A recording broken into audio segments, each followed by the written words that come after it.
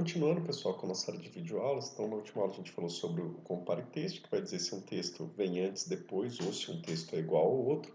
E agora a gente vai ver, então, outro bloco aqui da categoria texto, que é o trim. O trim serve para cortar, para aparar um texto. O que ele faz, na realidade? Ele tira os espaços em brancos antes e depois de um texto, tá ok? Então, por exemplo, aqui eu poderia ter um nome, tá?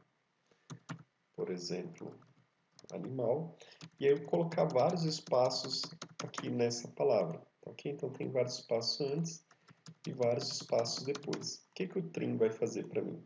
O trim vai tirar esses espaços que eu tenho antes e os espaços que eu tenho depois, deixando apenas a palavra animal, ok?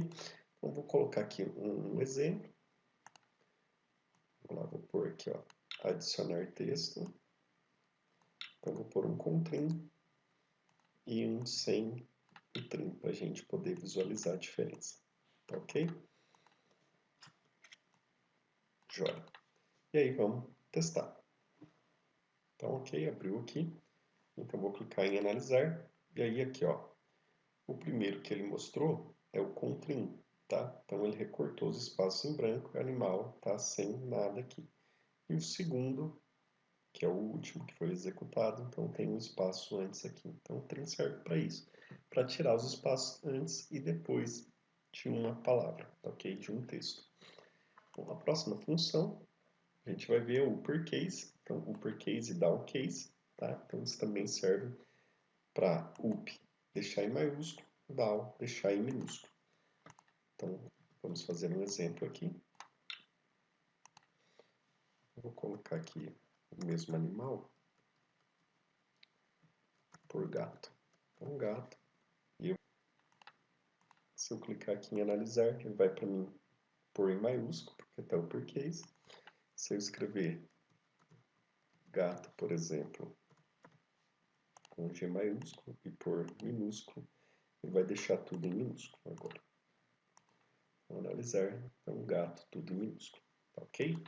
Então uppercase, downcase, maiúsculo e minúsculo. Bom, e o próximo componente que a gente vai ver então, pessoal, é o start text, ok? O start text vai dizer para mim se um texto inicia com um pedaço de outro texto ou não, tá ok?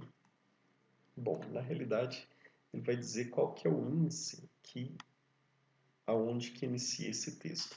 Então, para ficar um pouco mais claro, eu vou fazer o seguinte, eu vou colocar aqui um adicionar, tá ok?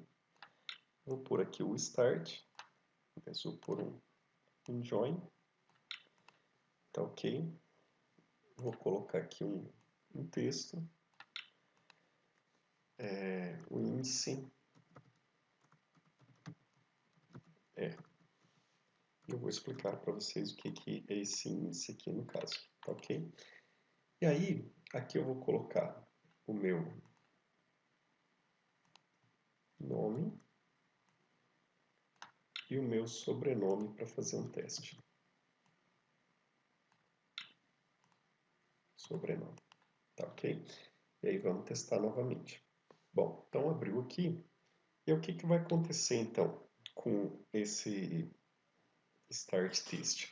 Supondo que eu tenho aqui, ó, a palavra Mariana, tá ok? Então esse daqui é o texto que está iniciando. E eu quero verificar se nesse texto existe a palavra Ana, tá ok? Então eu sei que Mariana tem aqui a última, as 3 letras são Ana, tá ok? Vou clicar aqui em analisar, o que ele vai dizer para mim? Ó? Que o índice é 5. O que isso quer dizer? Que Ana começa exatamente no caractere 5. Então se eu pegar aqui, ó, M1, A2, R3, I4 e o A de Ana começa no 5. Então ele está falando aqui para mim, ó, Ana começa a partir do caractere 5, tá ok? Isso que ele está dizendo para mim. Se eu colocasse aqui um nome que não existe, um texto que não existe, então, por exemplo, Ivan. Ivan não está dentro de Ana, então ele vai retornar para mim 0, quer dizer que essa palavra não está aqui dentro, tá ok? E se eu colocasse, por exemplo, Ma, que é o de Mariana, ele vai dizer para mim que começa no 1. Então, MA é a primeira letra aqui, tá ok? Então, basicamente, ele fala para mim, ó, se não existe esse pedaço de texto dentro desse texto, então o que ele retorna aqui no índice é 0.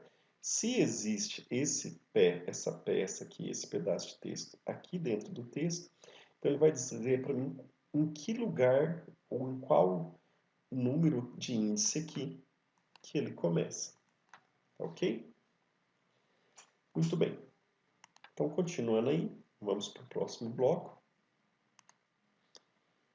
O bloco contains. Um bloco contains, ele vai dizer para mim se um texto que eu tenho aqui contém um outro texto aqui, contém um outro pedaço de texto. Tá ok? Semelhante com o que a gente fez aqui com o starts, tá? Só que o contains, em vez de ele dizer para mim que índice que começa, ele vai dizer para mim se existe ou se não existe, verdadeiro ou falso. Então vamos lá. Então aqui eu vou colocar, usar o mesmo exemplo aqui do nome e do sobrenome. E aí eu vou pôr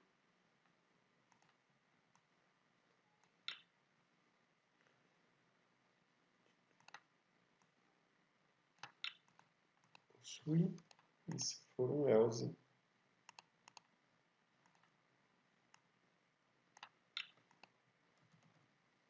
não possui. Não possui. Muito bem, então vou dar uma olhada lá. Então, supondo aqui no nome que eu vou colocar Ivan Paulino Pereira.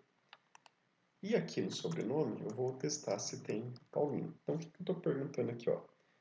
Dentro do nome, o nome contém o sobrenome? Então, nesse caso aqui, o nome Ivan Paulino Pereira contém Paulino? Então, ele tem que mostrar para mim que possui. Olha lá, possui. Isso daí para qualquer coisa que eu digitar. Então, Ivan também vai falar que possui, tá? E Pereira também vai falar que possui, tá? Agora, se eu digitasse outra coisa, por exemplo, teste, aí ele vai falar que não possui. Uma coisa importante também, se eu digitar, por exemplo, em minúsculo, então Paulino maiúsculo é diferente de Paulino minúsculo. Ele vai dizer também que não possui. Então, em alguns casos, quando a gente vai comparar texto, verificar se possui, se não possui, se é igual, se é diferente, é interessante a gente usar o down case ou o per case para deixar os caracteres do mesmo tamanho, ok? Bom, pessoal, então vou parar essa videoaula por aqui, que está dando alguns bugs, e a gente retorna em seguida.